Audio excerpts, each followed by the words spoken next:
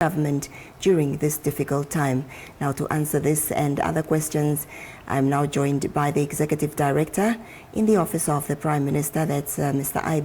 Nashandi. A very good evening to you, sir, and thank you so much for being here with us tonight. Good evening, Milka. Good evening, viewers. Well, what exactly does it mean, Mr. Nashandi, when government declares a state of drought in the country? Government has introduced a drought program that is really on account of a confirmation after the assessment has been done in the country that there exists an acute and severe shortage of food, which is really brought about by the lack of rain, which then brought about the drought as we see it, but most importantly is because it poses significant risks to life.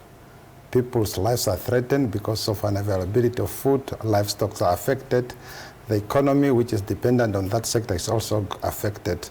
So the introduction of the drought relief program is therefore contains series of interventions to assist those that are affected to sail through that process.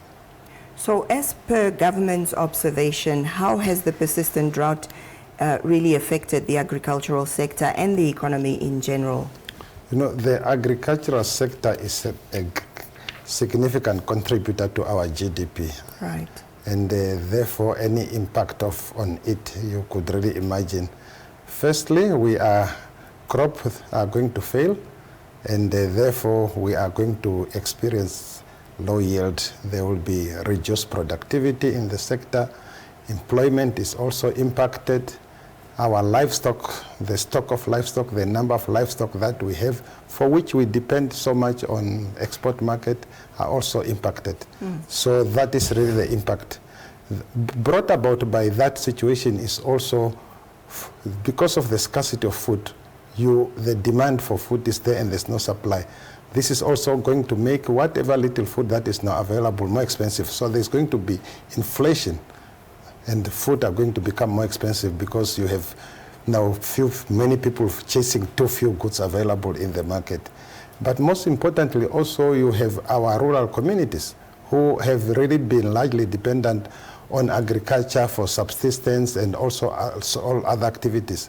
They have no water, they have no food, they are grazing, and their livestock is impacted. So their livelihood and the economics around life in these areas will also be impacted negatively.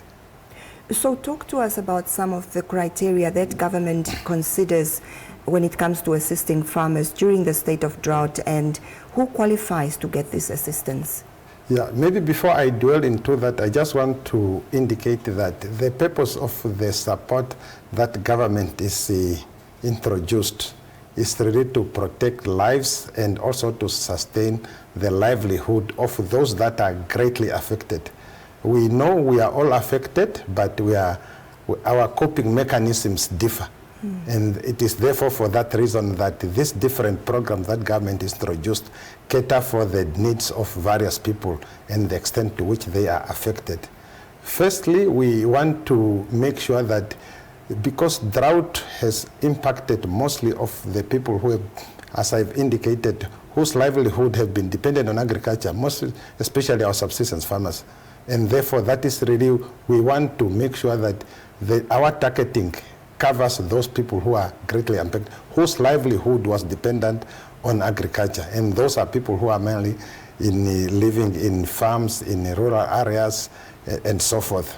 Secondly, we are also saying for this support must really be going to those that have no other means.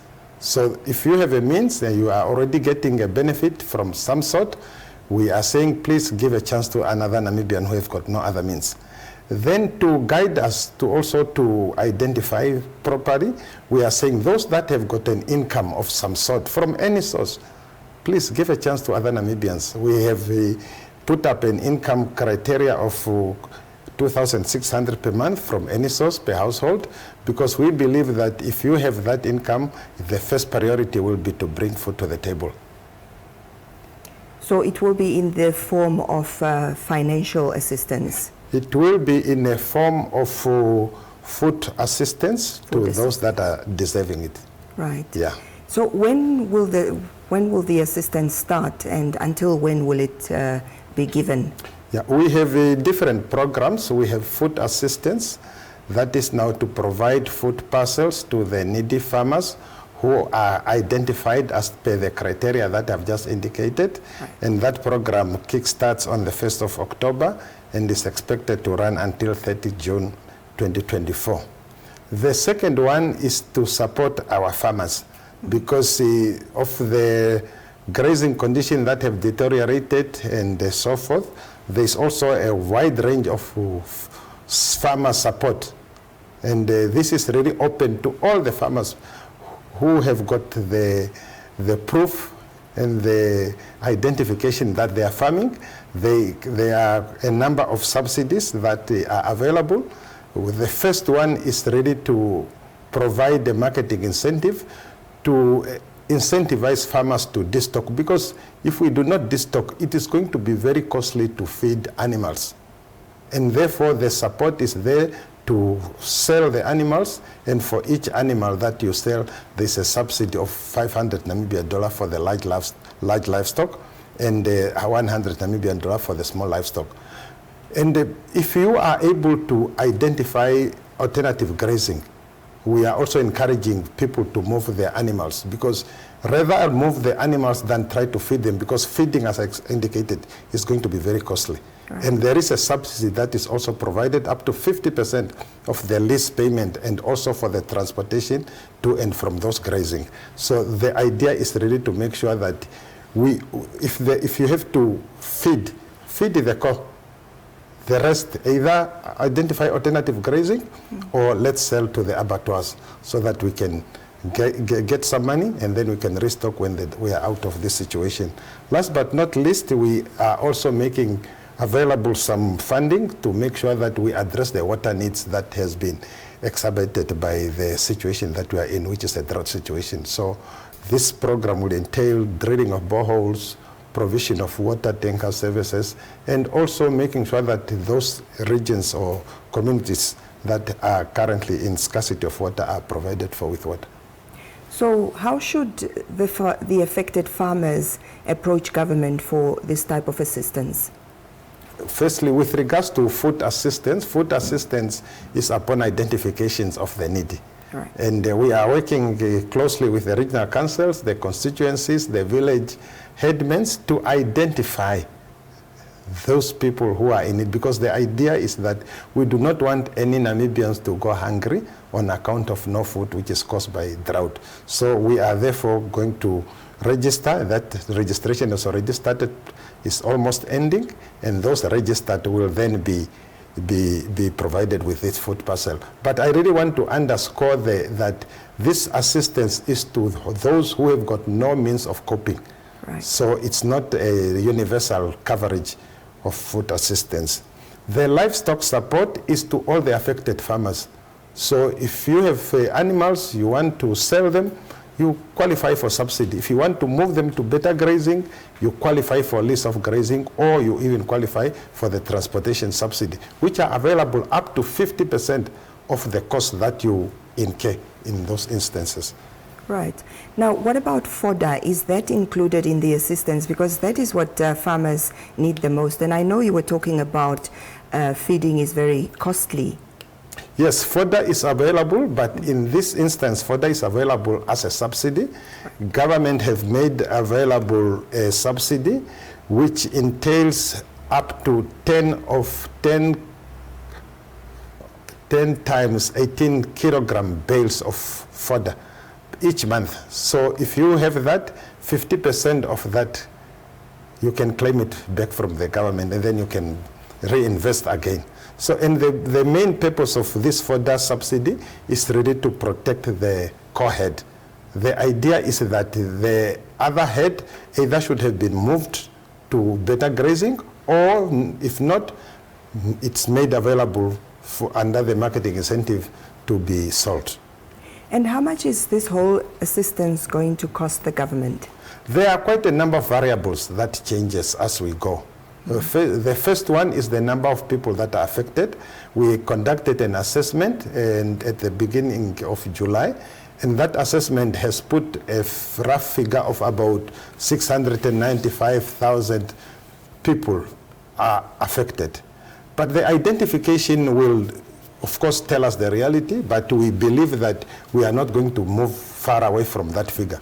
The other aspect is really the availability of items, because government will have to depend on the private sector for the supply of some of these items, and that is where the costs and the prices are determined. But roughly for now, we have estimated that this might cost us up to 840 million Namibian dollars from October up to the end of the program when it ends in June 2024. And obviously, as you are saying, that it is costly, but would government have this money readily available? Because the last time we heard that there was a shortage of funds in this regard, and maybe perhaps has government received any help from any donors, any partners? Well, we have started receiving assistance, although not in a very large scale, but there has been already positive response, especially from our local private sector that came in handy to support. But beside that, government has also made the budgetary provision, but that does not mean that the issue of no funding has gone away. It simply means that we need to prioritize so that we can protect lives and sustain livelihood. And that's why when we are going to do this, it means that other funding areas need to give way for the drought program. Right. So what is the cost of natural disasters to the economy, and how has this affected other government priority areas of spending? Yeah, like I've indicated, the costs are very high, very extremely high. I've indicated that because of drought, our agricultural sector cannot perform optimally, and the agricultural sector is one of the backbone sector of our economy. And therefore, when there is a loss of production in that sector, it means that our GDP is also impacted. Also, what it means is that for us now to sustain lives, it means that we must divert funding so that we can feed our people, we can sustain livelihood, and then it means that other developmental programs need to be scaled down to the extent that these resources are required for this. And this is really what we are doing. So, how much does government then budget from the contingent fund per year to remain ready for cases of emergencies? Yes, we have a floating amount. There's no fixed amount that is budgeted yearly. It really depends on the expected and also when it becomes certain. So we have the National Emergency Disaster Fund, which is really a vehicle through which expenses related to emergencies are defrayed from. But like I indicated, when the situation becomes dire, we have to go back to Treasury to require for more funding. Like I've indicated, the 800 million was not there at the beginning of this program, so it has to be budgeted for, and we are therefore going to depend on the Treasury for funding. So the floating amount that we have in the national emergency really depends and varies year to year. Do we have early warning systems in place that can guide government in advance? Yes, we have quite a number of early warning systems, and they really are helpful because they are able to warn us beforehand. For example, under the Namibia Meteorological Services, under the Ministry of Works and Transport, we have equipment that monitors the weather, and they can warn us about any weather-related hazard, maybe high temperatures, low temperatures, high rainfall, etc. Also, we have the hydrological services. They also monitor the water levels on our surface water bodies, and they provide us the extent to which the water is rising or falling.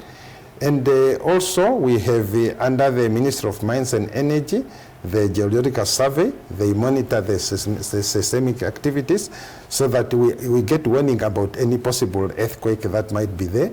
The Ministry of Environment, Tourism and Forestry, they have an equipment that monitor the occurrence of wildfires.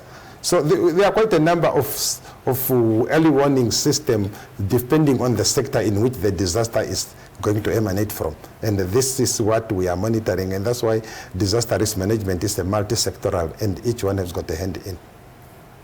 Well, Mr. Nashandi, we really thank you for your time, and we hope all the best for the farmers, and that this is going to be rolled out fast and no one will go hungry in the country. Thank you, and we just want to inform our compatriots that let's approach our government offices nearby when the situation so demands that there is assistance that is required. We remain ready to serve. Thank you.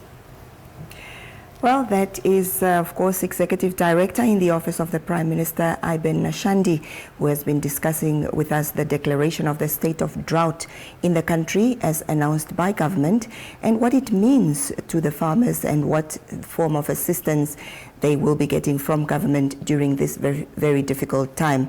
And that also then brings